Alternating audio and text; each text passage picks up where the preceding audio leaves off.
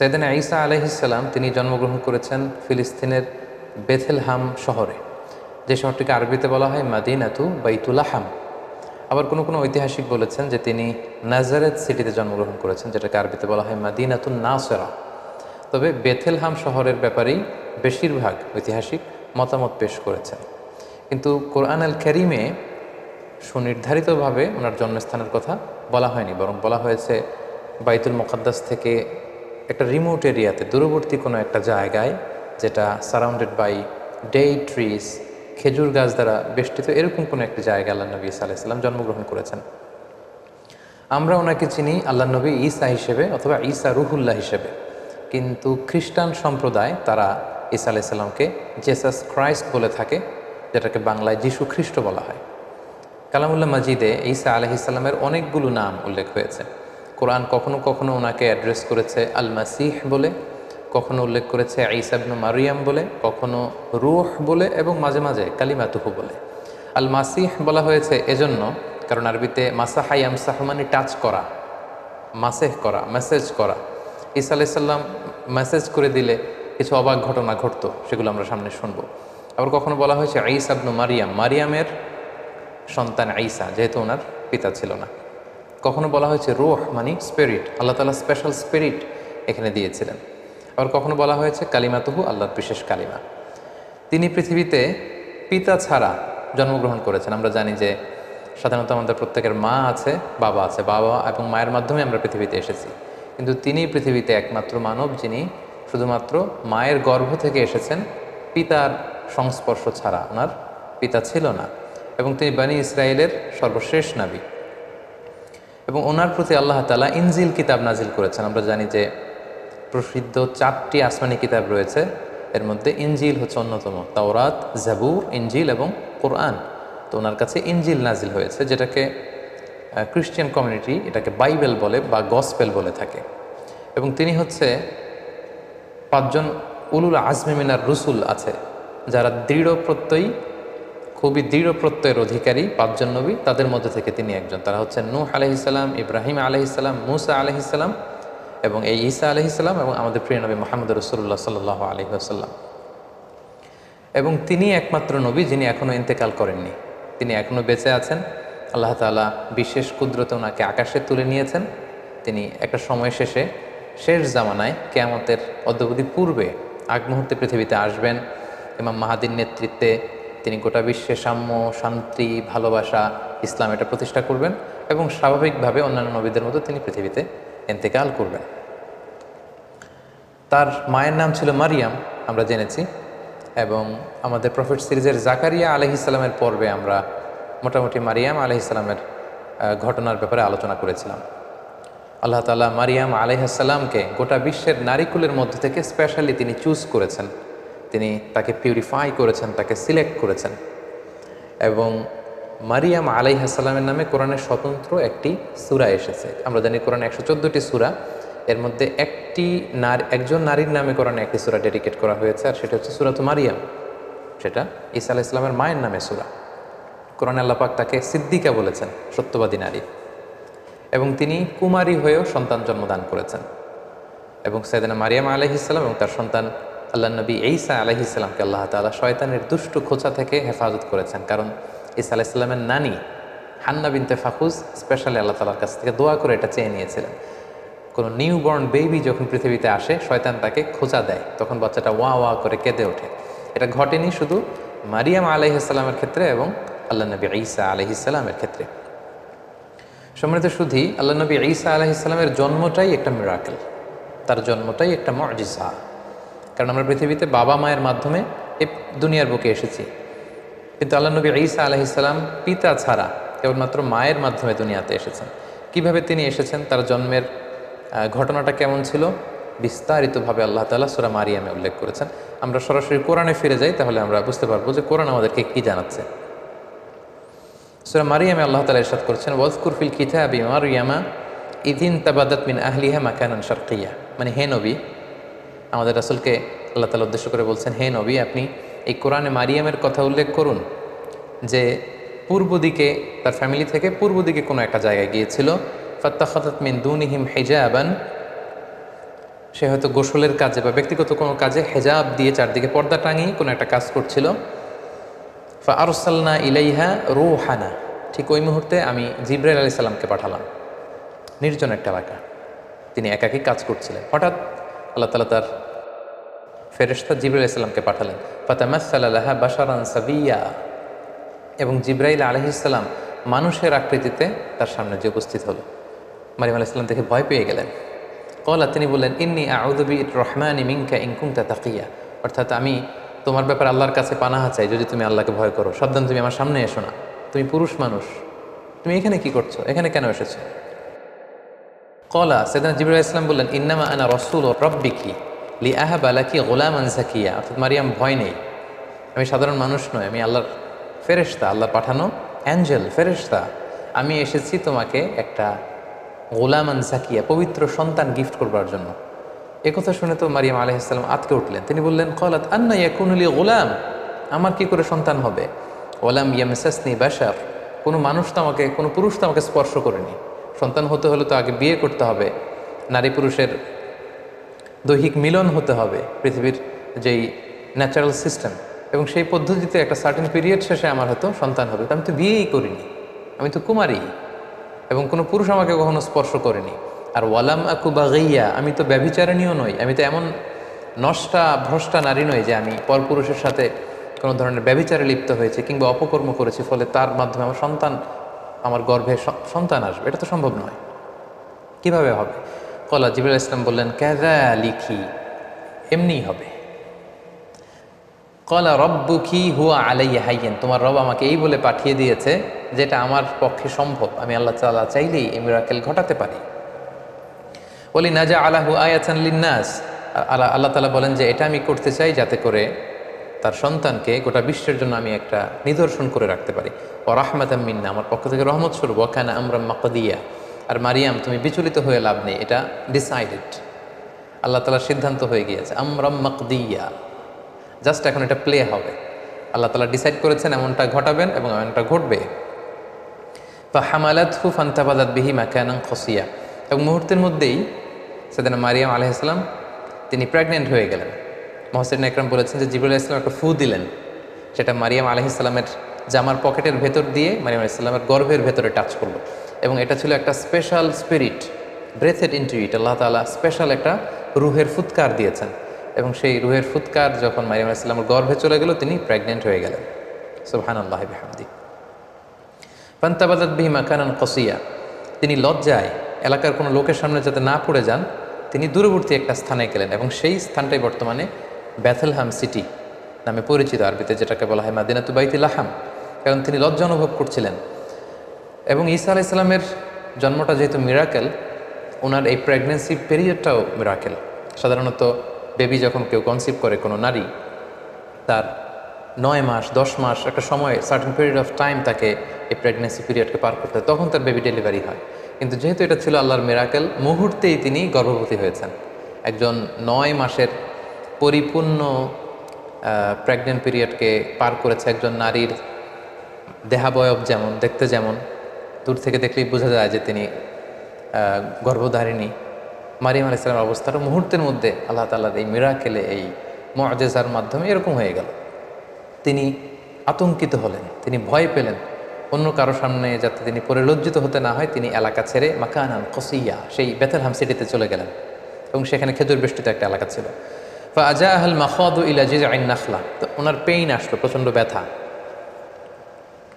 সন্তান জন্মদানের যে পেইন হয়, এটা তাকে একটা খেজুর গাছের গোড়ায় নিয়ে আসলো। তিনি সহ্য করতে না পেরে সেখানে বসলেন। ক্বালাত ইয়া লাইতানি মিত্তু ক্বাবলা হাযা, এবং নিজের সাথে কথা বলতে লাগলেন যে হায় রে, আজকের এই সিচুয়েশন ফেস করার আগে আমি যদি মারা যেতে পারতাম কতই না ভালো হতো, আমি যদি মরে যেতে পারতাম। ওয়া কুনতু নাসিয়াম মানসিয়া, অথবা আমি যদি মানুষ থেকে বিস্মৃত হয়ে যেতে পারতাম, অর্থাৎ মারিয়াম নামে একজন লোক ছিল পৃথিবীতে, এটা যদি সবাই ভুলে যেত তাহলে কতই না ভালো হতো, তাহলে তো আমি লজ্জিত হওয়া লাগতো না। ফানাদাহা মিন তাহতিহা আল্লা তাহজানি, অর্থাৎ বোঝা গেল যে এরকম পরিস্থিতির মধ্য দিয়ে তিনি গর্ভপাত করলেন, ডেলিভারি হলো, আল্লাহর মিরাকেল মুআজিজা ঈসা আলাইহিস সালাম পৃথিবীতে আসলেন। মুহূর্তেই ফানাদাহা মিন তাহতিহা, তার নিচ থেকে একটা আওয়াজ আসলো যে আল্লাহ তাহজানি, হে মারিয়াম তুমি চিন্তিত হয়েও না। কদ জাআলা রাব্বুকি তাহতাকি সারিয়া, এই তো দেখো তোমার পায়ের নিচ দিয়ে একটা স্রোতস্বিনী ঝর্ণাধারা প্রবাহিত হচ্ছে, সুবহানাল্লাহ। এবং আল্লাহ বললেন ওয়া হুজ্জি ইলাইকি বিজিযইন নাখলাতি তুসাকিতু আলাইকি রুতাবান জানিয়া, হে মারিয়াম তুমি খেজুরের ডালা ধরে টান দাও, তাহলে দেখবে যে উপর থেকে খেজুর গাছ থেকে টসটসে সুমিষ্ট পরিপক্ক পাকা খেজুর নিচে পড়বে, এবং ওই খেজুর তুমি খাও। ফাকুলি ওয়াশরাবি, তুমি খাও পান করো, ওয়াকর্রি আইনা, আর এই তোমার নবজাতক সন্তানের দিকে তাকিয়ে তোমার চোখ জুড়াও, দেখো কত ফুটফুটে চমৎকার সন্তান আমি তোমাকে দিয়েছি। ইম্মা তারাইন্না মিনাল বাশারি আহাদান, কোনো মানুষ যদি দেখো আমি তোমাকে পলিসি বাতলে দিচ্ছি, তুমি কি করবে? ফাকুলি ইন্নি নাযারতু লিররহমানি সাওমা ফালান উকাল্লিমাল ইয়াওমা ইনসিয়া, তুমি ইঙ্গিতে বলো যে আমি রোজা রেখেছি, আমি কারোর সাথে কথা বলবো না।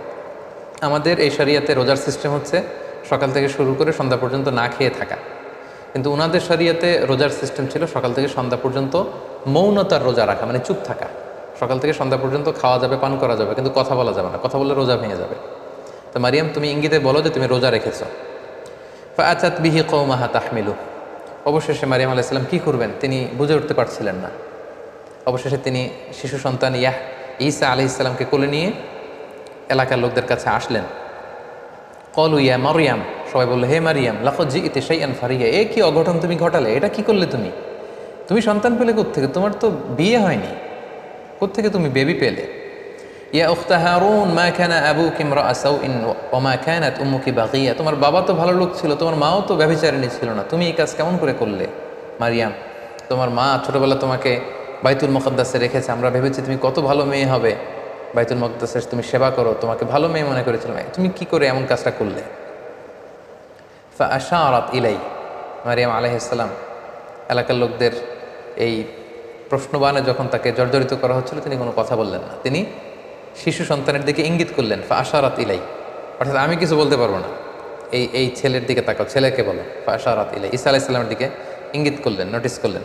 ক্বালু, তারা রেগে গিয়ে বলল কাইফা নুকাল্লিমু মান কানা ফিল মাহদি সাবিয়া, হে মারিয়াম তুমি কি আমাদের সাথে ঠাট্টা করছো? এই দোলনায় থাকা বা তোমার কোলে থাকা শিশুর সাথে আমরা কীভাবে কথা বলবো? কেন তুমি এই কাজ করলে? ঠিক ওই মুহূর্তে একটা যুগান্তকারী ভাষণ দিয়েছিলেন সাইয়েদনা ঈসা আলাইহিস সালাম। মায়ের পবিত্রতা বর্ণনা করেছিলেন, নিজের পরিচয় পেশ করেছিলেন। ছোট্ট দুধের শিশু মায়ের কোল থেকে আঙ্গুল তুলে বললেন ইন্নী আব্দুল্লাহ আতানিয়াল কিতাব ওয়া জাআলানি নাবিয়্যা। সবাইকে অবাক করে দিয়ে এই দুধের শিশু কথা বলতে আরম্ভ করলো। তিনি বললেন যে আমি আল্লাহর গোলাম। আতানিয়াল কিতাব ওয়া জাআলানি নাবিয়্যা, আল্লাহ তাআলা আমাকে কিতাব দিয়েছেন, তিনি আমাকে নবী বানিয়েছেন। ওয়া জাআলানি মুবারাকান আইনামা কুনতু ওয়া আওসানি বিসসালাতি ওয়াজ যাকাতি মা দুমতু হাইয়্যা, তিনি আমাকে বরকতময় করেছেন। আল্লাহ তাআলা আমাকে সালাতের আদেশ দিয়েছেন, আল্লাহ তাআলা আমাকে যাকাতের আদেশ দিয়েছেন। ও বাররাম বিওয়ালিদাতি, আমার মায়ের প্রতি অনুগত বানিয়েছেন। ওয়ালাম ইয়াজআলনি জাব্বারান শাকিয়্যা, আল্লাহ আমাকে হতভাগা বানাননি। ওয়াসসালামু আলাইয়া ইয়াউমা উলিদতু ওয়া ইয়াউমা আমুতু ওয়া ইয়াউমা উবআসু হাইয়্যা, আমার জন্মের দিন, আমার মৃত্যুর দিন, আবার কিয়ামতের দিন আমি যখন আবার পুনরুত্থিত হব সেদিন পর্যন্ত আমার প্রতি সালাম। এভাবে সবিস্তরে আল্লাহ তাআলা সূরাত মারিয়ামে সাইয়েদনা ঈসা আলাইহিস সালামের জন্মের যে স্টোরিটা এটা তিনি উল্লেখ করেছেন। এবং মারিয়াম আলাইহিস সালামের সামনে দাঁড়ানো, এতক্ষণ তার সাথে তর্ক বিতর্কে লিপ্ত বানি ইসরায়েলের সমস্ত পাদ্রীরা, সমস্ত লোকেরা তারা অবাক হয়ে গেল। গোটা বিশ্বে এমন তো কখনো ঘটেনি যে মায়ের কোলে থাকা ছোট্ট দুধের শিশু, কিছুক্ষণ আগে যে ছেলে জন্মগ্রহণ করেছে, সে কীভাবে প্রাপ্তবয়স্ক লোকদের মতো কথা বলে। এবং সাইয়েদনা ঈসা আলাইহিস সালাম সেদিন নিজের পরিচয় দিয়েছিলেন, তার মা যে ব্যভিচারিণী নন সেটাও তিনি প্রমাণ করেছিলেন। সম্মানিত সুধী, ঠিক এভাবে আল্লাহ তাআলা ঈসা আলাইহিস সালামের জন্মের বৃত্তান্ত সূরা মারিয়ামে উল্লেখ করেছেন। এবং ঈসা আলাইহিস সালামের এই অলৌকিক জন্মের কারণে পুরো খ্রিস্ট সমাজ কিন্তু তাকে আল্লাহ সন্তান বলে অভিহিত করে। নাউযুবিল্লাহ, তারা বলে যে Jesus Christ is the son of god, যে যীশু খ্রিস্ট সে হচ্ছে আল্লাহ তাআলার সন্তান। এবং এই কথাটার প্রতিবাদ করে দ্ব্যর্থহীন ভাষায় আল্লাহ তাআলা সূরা আলী ইমরানে তিনি বলছেন যে ইন্না মাসালা ঈসা ইনদাল্লাহি কামাসালি আদম খলাকাহু মিন তুরাব সুম্মা ক্বালা লাহু কুন ফায়াকুন, অর্থাৎ খ্রিস্ট সমাজের কি হলো, তারা কেন ঈসা আলাইহিস সালামকে, ঈসাকে আমার সন্তান বলে? তার অলৌকিক জন্মের কারণে তারা কেন তাকে আমার সন্তান বানায়? আল্লাহ তাআলা এখানে প্রশ্ন ছুড়ে দিলেন যে ঈসার জন্ম বা ঈসার দৃষ্টান্ত তো আল্লাহ তাআলার কাছে আদম আলাইহিস সালামের মতো। অর্থাৎ কেমন যেন আল্লাহ তাআলা বুঝাতে চাইলেন যে ঈসাকে যদি আমার সন্তান বলো তাহলে আদমকে বলো না কেন? আদমের ব্যাপারটা তো আরও আশ্চর্যজনক। ঈসার জন্মটা যদি তোমাদের কাছে অবাক লাগে যে পৃথিবীতে বাবা মা দুইজনের মাধ্যমে সন্তান আসে, তো ঈসাকে আমি পাঠিয়েছি বাবা ছাড়া, শুধু মায়ের মাধ্যমে। এজন্য তোমরা অবাক হয়ে, তো তোমরা আশ্চর্য হয়ে তাকে আমার সন্তান বলছো। তাহলে আদমের ব্যাপারে তোমরা বলো না কেন? আদমের তো বাবাও নেই, মাও নেই। সো আল্লাহ তাআলা সূরা আলে ইমরানের এই আয়াতটির মধ্য দিয়ে গোটা খ্রিস্ট সমাজকে তিনি ক্রিটিসাইজ করেছেন। সম্মানিত শুধু ঈসা আলাইহিস সালাম পৃথিবীতে আসলেন, তিনি বড় হতে লাগলেন, এবং আমরা বুঝতে পেরেছি যে মায়ের কোলে থেকেই তিনি নবী। এটা কিন্তু একটা ইউনিকনেস সাইয়েদনা ঈসা আলাইহিস সালামের। সাধারণত অন্যান্য নবীরা 40 বছর বয়সে যখন উপনীত হয় তখন আল্লাহ তাআলা তাদেরকে নবুয়ত দিয়ে থাকেন, কিন্তু ঈসা আলাইহিস সালাম এক্সেপশনাল। তিনি মায়ের কোলে থেকে আল্লাহ তাআলার পক্ষ থেকে এই প্রফেটহুড তিনি লাভ করেছেন। সো আল্লাহ তাআলা তার প্রতি ইনজিল কিতাব নাজিল করেছেন, এবং যাই নাজিল হতো সেটা তিনি বনি ইসরাইলের লোকদের কাছে পৌঁছে দিতেন। তিনি কি দাওয়াত দিতেন? আমরা যদি কালামুল্লাহ মাজিদের দিকে একটু খেয়াল করি তাহলে দেখব যে সাইয়েদনা ঈসা আলাইহিস সালাম তিনি তাওহীদের দাওয়াত দিয়েছেন, এক আল্লাহর দাওয়াত দিয়েছেন, আখিরাতের দাওয়াত দিয়েছেন, রিসালাতের দাওয়াত দিয়েছেন। যেমন সূরা মারিয়ামে আল্লাহ তাআলা বলছেন যে ঈসা আলাইহিস সালাম তাদেরকে বলেছিলেন যে ওয়া ইন্নাল্লাহা রাব্বি ওয়া রাব্বুকুম, অর্থাৎ হে বনি ইসরাইলের লোকেরা, নিশ্চয় আল্লাহ তাআলা তিনি আমারও রব, ওয়া রাব্বুকুম তোমাদেরও রব, ফা'বুদুহু তোমরা এক আল্লাহর ইবাদত করো, হাযা সিরাতুম মুস্তাকিম, এবং এটাই সিরাতে মুস্তাকিম, এটাই সোজা রাস্তা। তাহলে তিনি কিন্তু এক আল্লাহর ইবাদতের প্রতি বনি ইসরাইলকে দাওয়াত দিয়েছিলেন।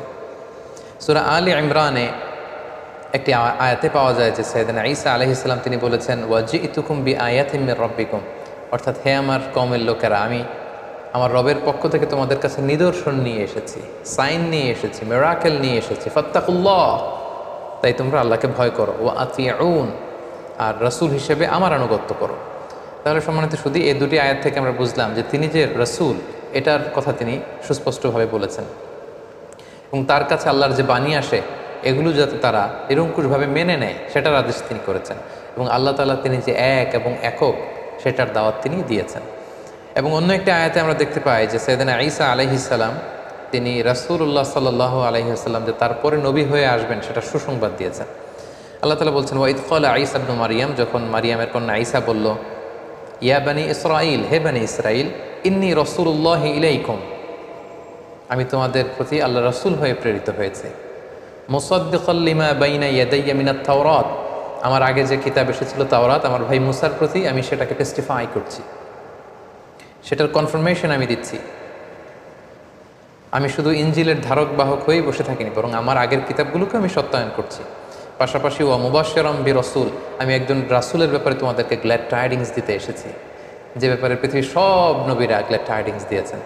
সাইয়েদনা আদম আলাইহিস সালাম থেকে শুরু করে ঈসা আলাইহিস সালাম পর্যন্ত যত নবী পৃথিবীতে এসেছেন তারা প্রত্যেকে তাদের উম্মতের কাছে বলেছিলেন যে সর্বশেষে একজন নবী আসবে যার নাম হবে আহমদ, যিনি গোটা বিশ্বের নবীকুলদের সর্দার হবেন, যিনি হবেন সর্বশ্রেষ্ঠ রাসূল। এবং সেটার সর্বশেষ সুসংবাদটা সাইয়েদনা ঈসা আলাইহিস সালামের মাধ্যমে আল্লাহ তাআলা পাঠিয়েছেন, কারণ ওনার পরপরই আল্লাহ রাসূল সাল্লাল্লাহু আলাইহি ওয়াসাল্লাম পৃথিবীতে এসেছেন। তো তিনি বলেছেন ওয়া মুবাশশিরাম বিরাসূল, হে বনী ইসরাঈল, আমি তোমাদেরকে একজন রাসূলের সুসংবাদ দিচ্ছি। ইয়াতি মিন বাদি, উইল কাম আফটার মি, আমার পরপরই সে আসবে, ইসমুহু আহমদ, আর তার নাম হবে আহমদ। আমরা জানি যে আল্লাহ রাসূল সাল্লাল্লাহু আলাইহি ওয়াসাল্লামের অনেকগুলো নাম ছিল, চমৎকার চমৎকার নাম। এর মধ্যে উল্লেখযোগ্য দুটি নাম হচ্ছে, একটি হচ্ছে মুহাম্মদ, আরেকটি হচ্ছে আহমদ সাল্লাল্লাহু আলাইহি ওয়াসাল্লাম।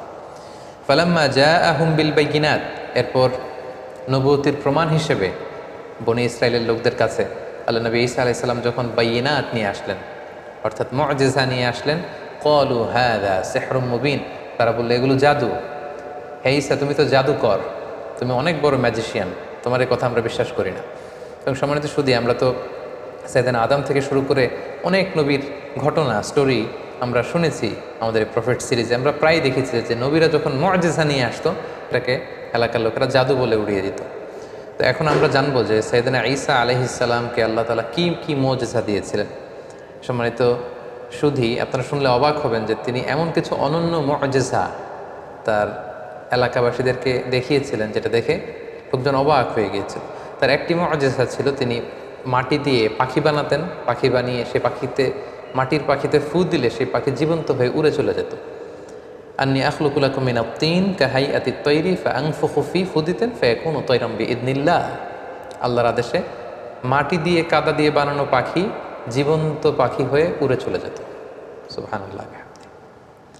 তারপর ওয়া উবরিউল আকমাহা, কোনো অন্ধ রোগী, রাতকানা দিনকানা দৃষ্টি প্রতিবন্ধী কোনো লোকের চোখে যখন আল্লাহ নবী ঈসা আলাইহিসসালাম হাত বুলিয়ে দিতেন, মুহূর্তে লোকটা দৃষ্টিশক্তি ফিরে পেত। এই জন্য ওনাকে বলা হতো মাসিহ। ওনার টাচ, এই টাচের স্পর্শের মধ্যে একটা আলাদা বারাকা ছিল। ওয়াল আবরাসা, ধবল রোগী, শ্বেত রোগী, কুষ্ঠ রোগী, যাদের স্কিন ডিজিজ আছে, তাদের গায়ে হাত বুলিয়ে দিলে মুহূর্তে ওই অসুস্থ ব্যক্তি সুস্থ হয়ে যেত। ওয়া ওহিল মাউথা বি ইদনিল্লাহ, মৃত লাশের সামনে দাঁড়িয়ে যখন ঈসা আলাইহিস সালাম বলতেন কুম বি ইদনিল্লাহ, দাঁড়াও, মুহূর্তে মৃত লাশ জীবিত হয়ে দাঁড়িয়ে যেত। ওয়া উনাব্বিউকুম বিমা তাআকুলুন, এবং লোকদের সাথে দেখা হলে উনি বলতে পারতেন যে কে কি খেয়ে এসেছে বাসা থেকে। তিনি বলতেন তুমি এটা দিয়ে ব্রেকফাস্ট করে এসেছো, তুমি এটা দিয়ে লাঞ্চ করে এসেছো, তুমি রাতে এটা খেয়ে এসেছো। লোকজন অবাক হয়ে যেত ওনার কথা শুনে।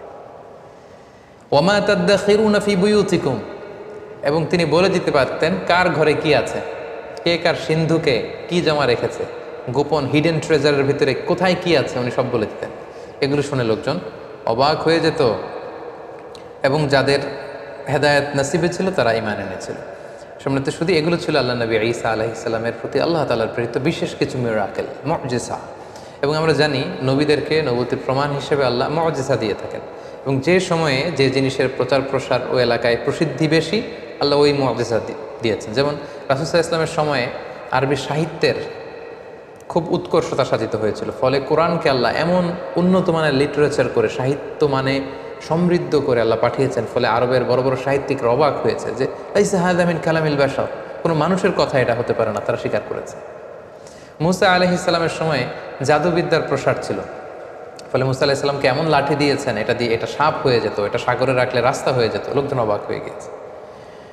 ঈসা আলাইহিস সালামের সময়কালে ফিলিস্তিনে, শাম দেশে চিকিৎসা বিদ্যার খুব উৎকর্ষতা সাধিত হয়েছিল, ফলে আল্লাহ তাআলা ঈসা আলাইহিস সালামকে চিকিৎসা বিজ্ঞানের এমন কিছু দান করেছিলেন যেটা দেখে সবাই অ্যাস্টনিশড হয়ে গিয়েছে। কেউ ধবল রোগী, শ্বেত রোগী, কুষ্ঠ রোগীকে ভালো করতে পারেন, উনি টাচ করলে ভালো হয়ে যায়। রাতকানা দিনকানা, অন্ধ, প্রতিবন্ধী, দৃষ্টি প্রতিবন্ধী লোক ভালো হয় না, উনি টাচ করে দিলে ভালো হয়ে যায়। মৃত লাশকে তিনি জীবিত করে ফেলেন, মাটি দিয়ে বানানো পাখিকে ফু দিলে জীবিত হয়ে যায়। আল্লাহ তাআলা এগুলো এর জন্যই দান করেছেন, যাতে এগুলো দেখে লোকজন বুঝতে পারে যে তিনি সাধারণ কোনো মানুষ নন, তিনি আল্লাহর পাঠানো প্রেরিত রাসূল। তো সাইয়েদনা ঈসা আলাইহিস সালামের এই মুজিজার মাধ্যমে মানুষকে দাওয়াত দিতে লাগলেন, এবং ওনার প্রতি নাজিল হওয়া ইনজিল কিতাবের দাওয়াত তিনি দিতে লাগলেন। কিন্তু আমরা জানি যখনই নবীরা কোনো এলাকায় দাওয়াতি কাজ করেছে, তাদের পথটা কণ্টকাকীর্ণ ছিল, কুসুমাস্তীর্ণ ছিল না। তাদের বিরোধিতা করা হতো, তাদের বিরুদ্ধে ষড়যন্ত্র করা হতো, এগুলো মানুষ গ্রহণ করতে চাইতো না। এবং ঈসা আলাইহিস সালামের ক্ষেত্রেও তাই হয়েছে। যখন ঈসা আলাইহিস সালামের কথা লোকজন মানতে আরম্ভ করলো, শুনতে আরম্ভ করলো, তারও বিরোধিতা শুরু হলো। এবং দেখা গেল যে স্বল্প আয়ের যে মানুষগুলো, কৃষক শ্রেণী, জেলে পাড়ার লোকজন, ধোপা যারা আছে, এই সমাজের নিম্ন শ্রেণীর লোকজন আল্লাহ নবী ঈসা আলাইহিস সালামের ফলোয়ার হতে লাগলো। তারা ইনজিল কিতাবের সুমহান বাণী শুনে ঈমান এনে তারা ঈসা আলাইহিস সালামের অনুসারী হয়ে গেল। এবং ঈসা আলাইহিস সালামের খুব কাছের কিছু লোক ছিল, তাদেরকে তিনি হাওয়ারি বলতেন। ঈসা আলাইহিস সালামের সাথীদেরকে বলা হয় হাওয়ারি, আর আমাদের প্রিয় নবী মুহাম্মদ রাসূলুল্লাহ সাল্লাল্লাহু আলাইহি সাল্লামের সাথীদেরকে বলা হয় সাহাবী। তার দল যখন ভারী হতে লাগলো, সত্যের বাণী যখন ঈসা আলাইহিস সালাম প্রচার করতে লাগলেন, তার বিরোধিতাও কিন্তু বনী ইসরায়েলের মধ্যে ঠিক বাড়তে লাগলো। কোনোভাবে ঈসা আলাইহিস সালামকে তারা দমাতে পারছে না, কোনো ষড়যন্ত্রই কাজে আসছে না। তখন তারা ঈসা আলাইহিস সালামের বিরুদ্ধে রটাতে শুরু করলো যে তার মা ছিল জিনাকারিনী, ব্যভিচার করেছে, ফলে বাবা ছাড়া ঈসা পৃথিবীতে এসেছে, তার কথা কেউ শোনো না। এই কথা সবাই রটাতে লাগলো। ঈসা আলাইহিস সালাম মনে খুব ব্যথা পেলেন, তারপরেও তিনি তার মনোবল তিনি হারালেন না, তিনি দাওয়াতি কাজ চালিয়ে যেতে লাগলেন। সব শেষে তারা সাইয়েদনা ঈসা আলাইহিস সালামের ব্যাপারে ধর্ম অবমাননার অভিযোগ দিল। সুবহানাল্লাহ। যুগে যুগে আমরা দেখেছি যে যারাই ধর্মের প্রচারক, তাদেরকেই ধর্ম অবমাননার অভিযোগ দেওয়া হয়। সাইয়েদনা ঈসা আলাইহিস সালামের ক্ষেত্রে সেটাই ঘটেছে। যিনি আল্লাহর নবী, যিনি ইনজিল কিতাব নিয়ে এসেছেন, যিনি মানুষকে ধর্ম শিখাচ্ছেন, হোয়াট ইজ রিলিজন, তিনি শিখাচ্ছেন, তাকে ধর্ম অবমাননার অভিযোগ দেওয়া হলো। কি বলা হলো? বনী ইসরায়েলরা রটাতে শুরু করলো যে তিনি তাওরাতের বিরুদ্ধে কথা বলছেন, এটা একটা ব্লাসফেমি, তাকে শাস্তি দেওয়া হোক, তার শিরচ্ছেদ করা হোক, তাকে শুলে চড়ানো হোক। এভাবে তারা আল্লাহ নবী ঈসা আলাইহিস সালামের ব্যাপারে ধর্ম অবমাননার অভিযোগ দিলেন যে সে তাওরাত পরিবর্তন করে সে ইনজিল নামে নতুন এক কিতাবের আবির্ভাব ঘটিয়েছে। এবং এই কথা তারা তৎকালীন সময়ের যে অত্যাচারী রাজা কিং হিরোডের কাছে তারা পৌঁছালো এবং তারা সবাই মিলে চক্রান্ত করে সর্বশেষে তাকে হত্যার ষড়যন্ত্র করল। বনী ইসরায়েলের লোকেরা সাইয়েদনা ঈসা আলাইহিসসালামকে হত্যা করার জন্য চড়াও হলো এবং তাদের ভাষ্যমতে তারা ঈসা আলাইহিসসালামকে হত্যা করেছে। কিন্তু কালামুল্লাহ মাজিদে পবিত্র কোরআন আল কারিম আল্লাহ তাআলা বলেছেন, না, তোমরা আমার নবী ঈসাকে স্পর্শও করতে পারোনি, তাকে আমি উঠিয়ে নিয়েছি। আল্লাহু আকবার। ঘটনাটা কেমন ছিল? ওনার মৃত্যুর ব্যাপারে নির্ভরযোগ্য দুটি বর্ণনা পাওয়া যায়। একটি বর্ণনা হচ্ছে সাইয়েদনা ঈসা আলাইহিসসালাম সহ তার অনুসারীদেরকে 4000 ইহুদি এসে ঘিরে ফেলল, একটি ঘরে তাদেরকে আবদ্ধ করা হলো। আল্লাহ নবী ঈসা আলাইহিসসালাম বললেন, আমার অনুসারীদের মধ্য থেকে কে আছো আমার জন্য জীবন দিবে? একজন দাঁড়ালো।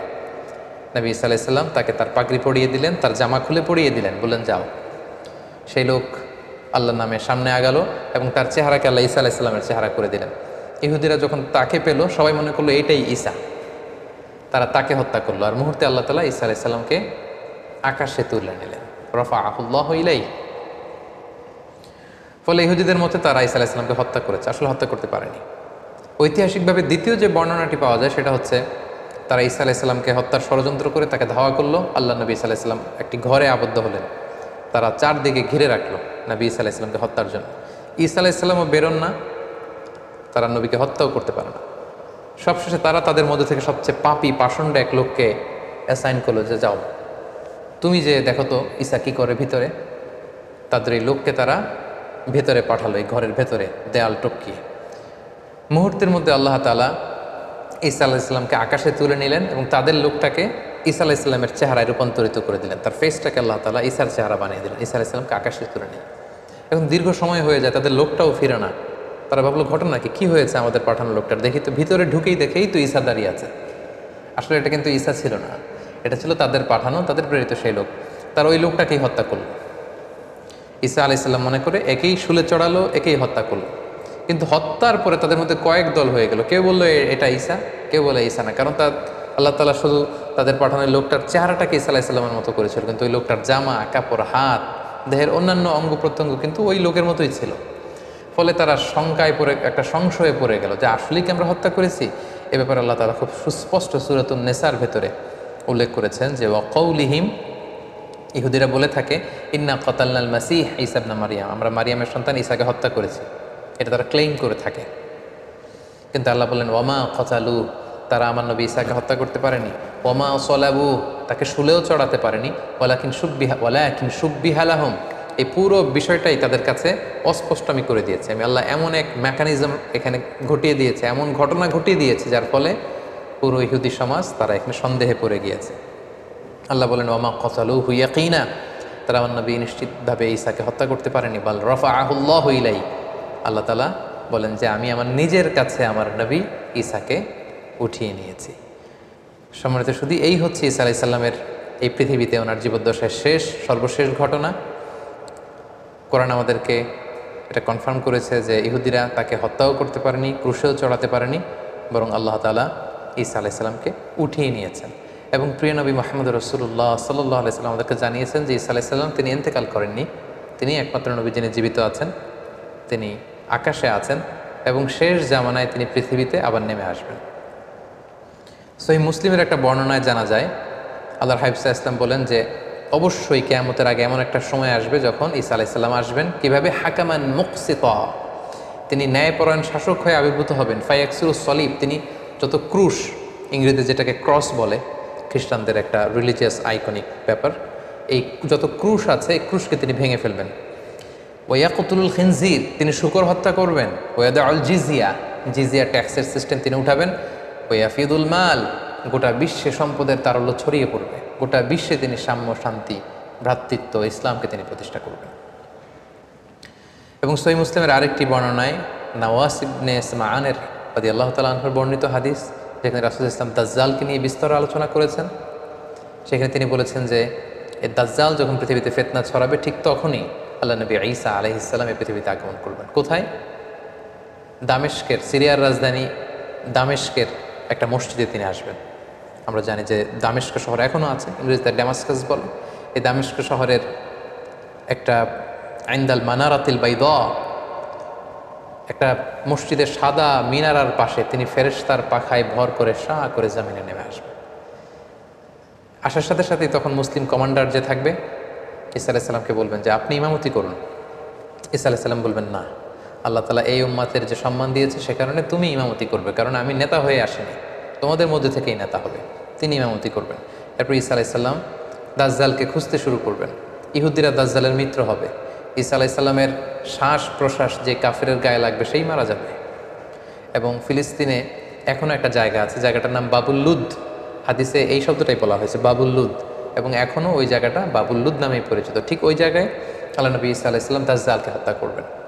ইয়াজুজ মাজুজ আসবে, তিনি তুর পাহাড়ে চলে যাবেন মুসলিমদেরকে নিয়ে। ইয়াজুজ মাজুজের অত্যাচার থেকে পরিত্রাণের জন্য দোয়া করবেন, তারাও চলে যাবে। এরপরে ঈসা আলাইহিসসালাম গোটা বিশ্বে ইসলামকে পৌঁছে দিবেন। পৃথিবীর এমন কোনো ঘর, এমন কোনো দেশ, এমন কোনো জনপদ থাকবে না যেখানে আল্লাহর নাম উচ্চারিত হবে না। গোটা বিশ্বের সবাই মুসলিম হয়ে যাবে। এরপর ঈসা আলাইহিসসালাম স্বাভাবিকভাবেই অন্যান্য নবীদের মতো এই পৃথিবীতে ইন্তেকাল করবেন। সম্মানিত শুধু এই হচ্ছে আল্লাহ নবী ঈসা আলাইহিসসালামের জীবনী। এ পর্যায়ে আমরা ওনার জীবনী থেকে কিছু লাইফ লেসন বের করবার চেষ্টা করব, আমাদের জীবনের সাথে কানেক্ট করবার চেষ্টা করব। ওনার জীবনী থেকে কি শিক্ষা আমরা পাই?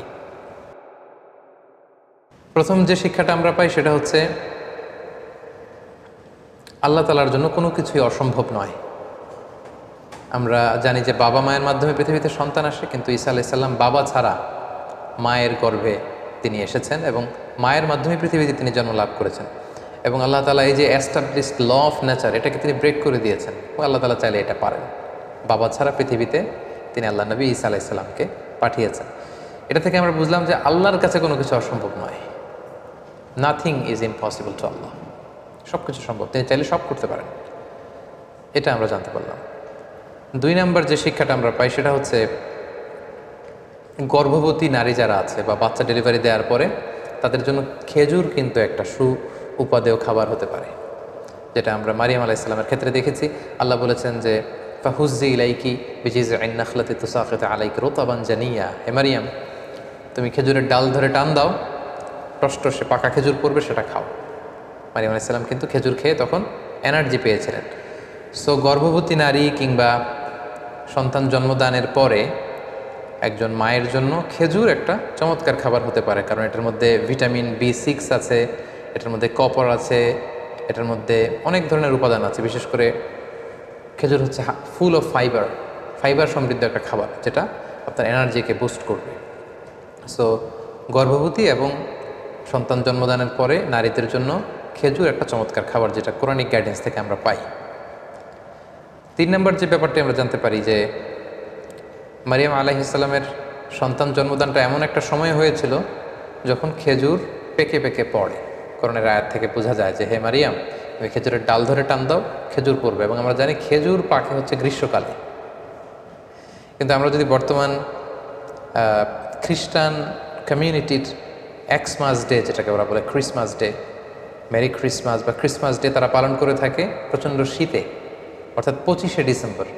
সো ঐতিহাসিকভাবেই কিন্তু এখানে একটা there is a big question in this celebration, যে আসলেই শীতকালে কি আল্লাহ নবী ঈসা আলাইহিস সালামের জন্ম হয়েছিল কিনা। কোরআন কিন্তু আমাদেরকে জানিয়েছে যে ঈসা আলাইহিস সালামের যখন জন্ম হয়েছিল সেটা ছিল সামার সিজন, অর্থাৎ গ্রীষ্মকাল। কিন্তু খ্রিস্ট সমাজ এই ক্রিসমাস পালন করে থাকে 25শে ডিসেম্বর, প্রচণ্ড শীতের সময়। এর আদৌ কোনো ভিত্তি আছে কিনা, there is a question here.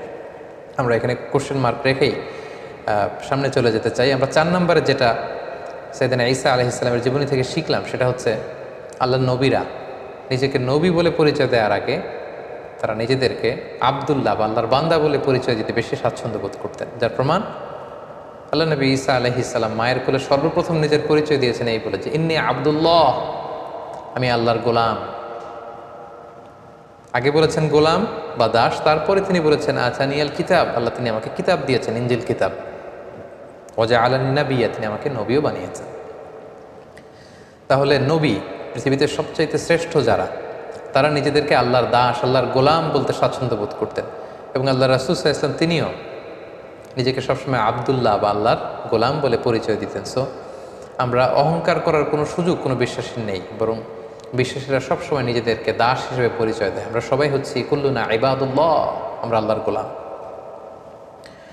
5 নম্বর যে শিক্ষাটা আমরা পাই সেটা হচ্ছে আল্লাহ নবী ঈসা আলাইহিসসালাম এবং ওনার মা মারিয়াম আলাইহিসসালাম ওনারা উভয়ই কিন্তু মানুষ ছিলেন, যেটা মুসলিম ডক্ট্রিনের সাথে ইসলামী ডক্ট্রিনের সাথে খ্রিস্টান ডক্ট্রিনের একটা পার্থক্য। খ্রিস্টান কমিউনিটি তারা এই দুজনকে ঈসা আলাইহিসসালামকে বলে যে ঈসা আলাইহিসসালাম ছিল হচ্ছে আল্লাহর সন্তান, আর মারিয়াম আলাইহিসসালামকে তারা ম্যারি বলে। তারা বলে যে ম্যারি হচ্ছে আল্লাহর স্ত্রী, তাদের একদল আবার বলে ম্যারি হচ্ছে আল্লাহর মা। সো কোরআন কিন্তু দ্ব্যর্থহীন কণ্ঠে ঘোষণা করেছে যে তারা উভয়ই মানুষ ছিলেন। ঈসা আলাইহিসসালাম তিনি আল্লাহর বান্দা ছিলেন, মানুষ ছিলেন, মারিয়াম মানুষ ছিলেন। কিন্তু খ্রিস্ট সম্প্রদায় একটা স্পেশাল আইডিওলজিতে তারা বিশ্বাস করে, যেটাকে তারা বলে ত্রিত্ববাদ, ট্রিনিটি, এবং কোরআন এই ট্রিনিটিকে সুস্পষ্টভাবে নাকচ করেছে। যেমন সূরাতুল মায়েদাতে আমরা দেখি আল্লাহ তাআলা বলছেন মাল মাসিহ ইবনু মারইয়ামা ইল্লা রাসূল, মারিয়ামের সন্তান ঈসা রাসূল ছাড়া কিছু ছিল না, তিনি একজন রাসূল। কদ খলাত মিন ক্বাবলিহির রুসুল, তার আগে অনেক রাসূল অতিবাহিত হয়েছে, তাদের ধারাবাহিকতায় তিনিও একজন রাসূল। ও উম্মুহু সিদ্দীকা, আর ঈসার মা মারিয়াম সে সত্যবাদী একজন নারী। কানা ইয়াকুলানিত তাআম, তারা উভয়ই সাধারণ মানুষদের মতো খাবার খেত, তাদেরও ক্ষুধা লাগতো, তারা খাবার খেত, তারা মানুষের সাথে মিশতো, তারা মানুষ ছিল। তোমরা কি করে এই ট্রিনিটিতে বিশ্বাস করো, ত্রিত্ববাদে বিশ্বাস করো? তারা বিশ্বাস করে যে আল্লাহিত্ব বা খোদায়িত্ব এটা 3 ভাগে বিভক্ত। একটা পার্ট নিয়ন্ত্রণ করে আল্লাহ, আরেকটা নিয়ন্ত্রণ করে আল্লাহর স্ত্রী ম্যারি, আরেকটা পার্ট নিয়ন্ত্রণ করে আল্লাহর সন্তান জিসাস ক্রাইস্ট। তাদের আরেক দল বলে যে না, এই ডিভাইনিটি এটা 3 ভাগে বিভক্ত। খোদায়িত্বের 1 ভাগ হচ্ছে আল্লাহর হাতে, 1 ভাগ হচ্ছে জিবরাইল আলাইহিসসালামের হাতে, আরেক ভাগ হচ্ছে সাইয়েদনা ঈসা আলাইহিসসালামের হাতে। কোরআন কিন্তু এগুলোর সুস্পষ্ট বিরোধিতা করে কোরআন জানিয়েছে যে না, ঈসা আলাইহিসসালাম তার মা তারা আল্লাহর গোলাম ছিল এবং তারা মানুষ ছিল। 6 নম্বর যে শিক্ষাটা আমরা পাই সেটা হচ্ছে ঈসা আলাইহিসসালামের প্রতি আমাদের শ্রদ্ধা এবং বিশ্বাসের মধ্য দিয়ে আমাদের মধ্যম পন্থা ফুটে ওঠে। কারণ আল্লাহ তাআলা আমাদেরকে বলেছেন যে উম্মাতান ওয়াসাতা, আমরা হচ্ছে মধ্যমপন্থী উম্মাত। আমরা যদি ঈসা আলাইহিসসালামের ব্যাপারে তাকাই তাহলে দেখব যে ইহুদিরা ওনাকে খাটো করেছে, ছোট করেছে। ইহুদিদের একদল তাকে বলেছে যে তিনি হচ্ছেন ওয়ালাদুজ জিনা, নাউযুবিল্লাহ, অর্থাৎ জিনার সন্তান। মারিয়াম জিনা করেছে, সে জিনার ফসল হচ্ছে ঈসা। ইহুদিরা এইভাবে তাকে অপদস্থ করেছে, ছোট করেছে। আর যদি খ্রিস্টান সম্প্রদায়ের দিকে তাকাই তাহলে দেখবো যে তাকে উঠাতে উঠাতে আল্লাহর চেয়ারে নিয়ে বসিয়েছে, নাউযুবিল্লাহ। মানে 2 দলই হচ্ছে মার্জিনালাইজ করেছে। ইহুদিরা তাকে খাটো করে বলেছে তিনি জারদ সন্তান, নাউযুবিল্লাহ। আর খ্রিস্টান সম্প্রদায় যারা এখনও তাকে Jesus Christ is the son of god বলে, গডের সন্তান বলে, তারা উঠাতে উঠাতে উঠাতে আল্লাহর আসনে আসীন করেছে। এই দিক থেকে ঈসা আলাইহিস সালামের প্রতি আমাদের যে শ্রদ্ধা, ভালোবাসা এবং আমাদের যে বিশ্বাস, এই বিশ্বাস দিয়েও কিন্তু প্রমাণিত হয় যে আমরা উম্মাতে মুহাম্মাদি, আমরা হচ্ছি উম্মাতান ওয়াসাতা, মধ্যমপন্থী উম্মত, মডারেট। অর্থাৎ আমরা ঈসা আলাইহিস সালামের ব্যাপারে বলি যে আব্দুল্লাহি ওয়া রাসূলুহু, তিনি আল্লাহর গোলাম এবং আল্লাহর রাসূল। আমরা যখন তাকে গোলাম বলি, আল্লাহর দাস বলি, তখন এটা খ্রিস্টানদের রেসপন্স হয়। কারণ খ্রিস্টানরা উঠাতে উঠাতে ওনাকে আল্লাহর পর্যায়ে নিয়েছে। আমরা বলি না উনি আব্দুল্লাহ, আল্লাহর গোলাম। আবার আমরা যখন বলি রসুলহু, তিনি আল্লাহর রসুল, তখন এটা জিউস কমিউনিটির জন্য আমাদের পক্ষ থেকে রেসপন্স হয় যে না, তোমরা যে বলছো ওয়ালাদুজ জিনা, জিনার সন্তান না, উনি জিনার সন্তান নয়, উনি হচ্ছেন আল্লাহর সম্মানিত রসুল। সো ওনার প্রতি আমাদের বিশ্বাস হচ্ছে উনি আব্দুল্লাহ ওয়া রাসূলুহু, তিনি আল্লাহর গোলাম, আল্লাহর দাস এবং আল্লাহর প্রেরিত রাসূল। তার প্রতি ইনজিল কিতাব নাজিল হয়েছে, তার মার নামে আল্লাহ সরাসরি একটা কমপ্লিট সূরা কোরআনে ডেডিকেট করেছে। সো যদিও তিনি আমাদের নবী নন, তিনি খ্রিস্টানদের নবী, তারপরে ওনার প্রতি সঠিক বিশ্বাস এবং আকীদা আমরা কোরআনের মাধ্যমে পেয়েছি। তিনি হচ্ছেন আব্দুল্লাহি ওয়া রাসূলুহু। ঈসা আলাইহিস সালামের জীবনী থেকে সর্বশেষ এবং সবচেয়ে গুরুত্বপূর্ণ যে শিক্ষাটা আমরা পাই সেটা হচ্ছে শিরকের গুনাহ আল্লাহ তাআলা কখনো ক্ষমা করেন না। ইন্নাল্লাহা লা ইয়াগফিরু আন ইউশরাকা বিহি ওয়া ইয়াগফিরু মা দুনা যালিকা লিমান ইয়াশা। আল্লাহ শিরকের গুনাহ কখনো ক্ষমা করবেন না, সব ক্ষমা করে দিতে পারেন, তিনি শিরকের গুনাহ ক্ষমা করেন না। কারণ এটা জুলমুন আযীম, অনেক বড় পাপ। আল্লাহর আল্লাহিত্বের ভেতরে, খোদাইত্বের ভেতরে কাউকে বসানো, এটা আল্লাহ তাআলা কখনো বরদাস্ত করেন না, এটা আল্লাহর গায়রাতে লাগে। কিন্তু খ্রিস্টানরা সেটাই করেছে। ওয়াকালাতিন নাসারা, কোরআন বলছে ওয়াকালাতিন নাসারা, নাসারারা বলে, মানে খ্রিস্টানরা বলে আল মাসীহ ইবনুল্লাহ, ঈসা মাসীহ উনি নাকি আল্লাহর সন্তান, নাউযুবিল্লাহ। এবং আল্লাহ বলেন লাকাদ কাফারাল্লাযীনা ক্বালু, তারা সুস্পষ্ট কুফরি করেছে যারা বলে ইন্নাল্লাহা সালিসু সালাসা, আল্লাহ তিনের একজন, মানে ট্রিনিটি বা ত্রিত্ববাদে যারা বিশ্বাস করে তারা কুফরি করেছে। এবং তাদের জন্য কঠিন আযাব, তারা যদি এ থেকে নিবৃত না হয় কঠিন শাস্তি তাদেরকে পেয়ে বসবে। এবং সবচেয়ে মজার ব্যাপার হচ্ছে যে ঈসা আলাইহিস সালামকে কিন্তু আল্লাহ তাআলা কিয়ামতের দিন কঠিন ইন্টারোগেশন করবেন, কঠিন জিজ্ঞাসার মুখোমুখি হবেন তিনি কিন্তু এর দায়ভার নেবেন না, এবং তিনি তার উম্মাদকে কখনো বলেনও নি যে আমি আল্লাহর সন্তান। তারা নিজেরা এটা বানিয়েছে, বাবা ছাড়া পৃথিবীতে এসেছেন, অবাক তার জন্মের ঘটনা, ফলে তিনি আল্লাহর সন্তান। এটা খ্রিস্টানদের ফেব্রিকেশন, খ্রিস্টানদের বানানো। তিনি কিন্তু তাওহীদের দাওয়াত দিয়েছেন, তারপরেও আল্লাহ তাআলা ওনাকে ছাড়বেন না, ওনাকে জিজ্ঞাসাবাদ করবেন। কঠিন জিজ্ঞাসাবাদের মুখোমুখি তিনি কিয়ামতের ময়দানে হবেন, এবং সেটা আল্লাহ কোরআনে এভাবে বলেছেন যে ওয়াইদ ক্বালাল্লাহু ইয়া ঈসা ইবনে মারইয়াম, সেদিন আল্লাহ ঈসা আলাইহিস সালামকে বলবেন যে আনতা কুলতা, হে ঈসা তুমি কি বলেছিলে যে লিন্নাসি মানুষকে ইত্তাখিযুনি, যে হে মানুষেরা আমি ঈসাকে পূজা করো, ওয়া উম্মি এবং আমার মাকে পূজা করো, ইলাহাইনি আমাদেরকে তোমরা ইলাহ মানো মিন দুনিল্লাহ আল্লাহকে ব্যতি রেখে। হে ঈসা তুমি কি এই কথা কখনো বলেছিলে? সম্মানিত শুধু আমরা জানি যে ঈসা আলাইহিস সালাম বলেননি, এবং ঈসা আলাইহিস সালাম যে বলেননি এটা আল্লাহও জানেন। তারপরেও এটা এমন একটা ইস্যু, আল্লাহ তাআলা নিজেও এটা বরদাস্ত করবেন না। আল্লাহ ঈসা আলাইহিস সালামকে ইন্টারোগেট করে তার মুখ দিয়ে বারবার এটা বের করে কিয়ামতের গোটা ময়দানে যখন খ্রিস্ট সম্প্রদায় থার করে কাঁপবে, আল্লাহ তাআলা এই জবাবদিহি সবার সামনে দেখাবেন। এই প্রশ্ন যখন আল্লাহ তাআলা ছুড়ে দেবেন, ঈসা আলাইহিস সালাম বলবেন ক্বালা সুবহানাক, আল্লাহ আপনি অতি মহান পবিত্র। মা ইয়াকুনু লি আন আকুলা মা লাইসা লি বিহাক, যেটা বলার কোনো অধিকার আমার নেই সেটা আমি কি করে বলি আল্লাহ, আমি কেন এমনটি বলবো?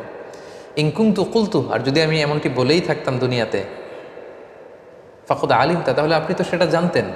তা'লামু মা ফি নাফসি, আল্লাহ আমার অন্তরে কি আছে আপনি জানেন। ওয়ালা আ'লামু মা ফি নাফসিক, আপনার অন্তরে কি আছে আমরা জানি না। ইন্নাকা আনতা আল্লামুল গুয়ুব, আপনি অদৃশ্যের খবর রাখেন। হে আল্লাহ মা কুলতু লাহুম ইল্লা মা আমারতানি, আপনি আমাকে যা আদেশ করেছিলেন আমি তো পৃথিবীতে কেবল তাই বলেছি। আমি তো বার্তাবাহকের কাজ করেছি, বাণীবাহকের কাজ। ইনজিল কিতাবে আপনি যা বলেছেন আমি তাই পৌঁছে দিয়েছি। আর সেটা কি? সেটা ছিল আমি বলেছি আনে আবুদুল্লাহ, তোমরা আল্লাহর ইবাদত করো। রব্বি, আল্লাহ হচ্ছেন আমার রব। ঈসা আলাইহিস সালাম কিন্তু বলেননি যে আমি আল্লাহর সন্তান, তিনি বলেছেন রব্বি, তিনি আমার রব। রব্বাকুম, আল্লাহ তাআলা আমার যেমনি রব তোমাদেরও রব। ওয়া কুনতু আলাইহিম শাহীদাম মা দুমতু ফীহিম, হে আল্লাহ আমি এই কথার উপরই ছিলাম পৃথিবীতে যতদিন বেঁচে ছিলাম, আমি তো এটাই বলেছি। ফালাম্মা তাওয়াফাইতানি, আর যখন আপনি আমাকে মৃত্যু দিলেন, কুনতা আনতার রাকিবা আলাইহিম, এরপরে কি হয়েছে আল্লাহ আমি সেটা জানি না। আমার তিরোধানের পর গোটা বিশ্বের খ্রিস্ট সমাজ কি বলেছে সেটার দায়ভার আমি নিব না। ওয়া আনতা আলাইহিম ওয়া আনতা আলা কুল্লি শাইইন শাহীদ, আর সে ব্যাপারে আপনি ভালো জানেন, আপনি সব দেখেছেন। সম্মানিত সুধী, দেখেন আমরা যদি এই আয়াতটাকে একটু অ্যানালাইসিস করি তাহলে দেখব যে ঈসা আলাইহিস সালাম কখনো এই শিরকের কথা বলেননি। তিনি কখনো বলেননি আমি আল্লাহর সন্তান, আমার মা ম্যারি বা মারিয়াম আল্লাহর স্ত্রী, কখনো তিনি কথা বলেননি। এটা খ্রিস্টানদের বানানো কথা, এবং আল্লাহ তাআলা খুব ভালো করে জানেন যে তিনি বলেননি। তারপরেও এটা আল্লাহর স্ট্যাটাসের বিষয়, এটা আল্লাহর গায়রাতের বিষয়। আল্লাহ গোটা খ্রিস্ট সমাজের সামনে ঈসা আলাইহিস সালামকে দাঁড় করে জিজ্ঞেস করবেন তুমি কি এটা বলেছিলে? এই পরিস্থিতির মধ্যে দিয়ে আল্লাহ বোঝাতে চাইবেন যে হে খ্রিস্ট সমাজ, যে ঈসাকে তোমরা খোদা মনে করতে, তাকে আজ জবাবদিহি করা লাগতেছে আমার সামনে। এবং কিয়ামতের ভয়াবহ যে দৃশ্যটা কতটা ভয়ঙ্কর হবে, ভয়াবহ হবে, সেটাই কিন্তু আল্লাহ তাআলা এই আয়াতের মধ্য দিয়ে আমাদেরকে বুঝিয়ে দিলেন। এবং আল্লাহ বুঝাতে চাইলেন দেখো আমার প্রশ্নের মুখোমুখি হয়ে সাফাই গাইতে যে ঈসা কত অস্থির হয়ে আমাকে উত্তর দিচ্ছে, নানাভাবে সে করজোরে আমার কাছে ক্ষমা চেয়ে বলছে আল্লাহ আমি তো এটা বলিনি, আমি তো এটা বলিনি, আল্লাহ আমি তো এটা বলিনি। এই পরিস্থিতি, এই এক্সপ্রেশন এবং এই আয়াতগুলো থেকে সম্মানিত শুধু আমরা বুঝতে পারি যে শিরকের গুনাহ আল্লাহ তাআলা কখনো ক্ষমা করেন না। এবং কেউ যদি শিরক করে, আল্লাহ বলেন লাইন আশরাকতা, আমার সাথে যদি কাউকে অংশীদার করো, শিরক করো, লা ইয়াহবাতান্না আমালুক, তোমার জীবনের সব আমলগুলো বাতিল হয়ে যাবে। এবং গোটা খ্রিস্ট সম্প্রদায়কে অত্যন্ত ভালোবাসার সাথে আজকের প্রফিট সিরিজের এই এপিসোড থেকে আমরা আহ্বান জানাতে চাই যে আপনারা দেখুন কালামুল্লাহ মাজিদে আপনাদের নবী ঈসা আলাইহিস সালামের ব্যাপারে কতটা ব্যালেন্সড, কতটা ভারসাম্যপূর্ণ চিন্তা বা বিশ্বাসের সমন্বয় ঘটিয়েছে কোরআন। আমরা ঈসা আলাইহিস সালামের ব্যাপারে বলি যে তিনি হচ্ছে আব্দুল্লাহ ওয়া রাসূলুহু, আল্লাহর নবী Isa, Jesus Christ, he was the messenger of God, তিনি আল্লাহর পাঠানো নবী ছিলেন। And he was the as well a servant of God, তিনি আল্লাহর দাস ছিলেন। এবং ঈসা আলাইহিস সালাম যে আল্লাহর সন্তান ছিলেন না, সেটা তিনি শিশু অবস্থাতেই প্রথম শব্দ দিয়ে বলেছেন। তার জীবনের মুখ থেকে উচ্চারিত প্রথম শব্দটা ছিল মায়ের কোল থেকে ইন্নী আব্দুল্লাহ, আমি আল্লাহর দাস। গোটা খ্রিস্ট সমাজ কি করে আল্লাহ নবী ঈসা আলাইহিস সালামকে আল্লাহর সন্তান বলে দাবি করে? আমরা তাওহীদের আহ্বান জানিয়ে, আমরা এক আল্লাহর এবাদতের প্রতি আহ্বান জানিয়ে প্রফেট সিরিজের এই 24তম পর্বটি শেষ করছি। আল্লাহ তাআলা আমাদের সবাইকে কথাগুলো বোঝার, আমল করবার তৌফিক দান করুন। হাযা মা ইনদি ওয়াল ইলমু ইনদাল্লাহ আলাইহি তাওয়াক্কালতু ওয়া ইলাইহি উনীব। আসসালামু আলাইকুম ওয়া রাহমাতুল্লাহি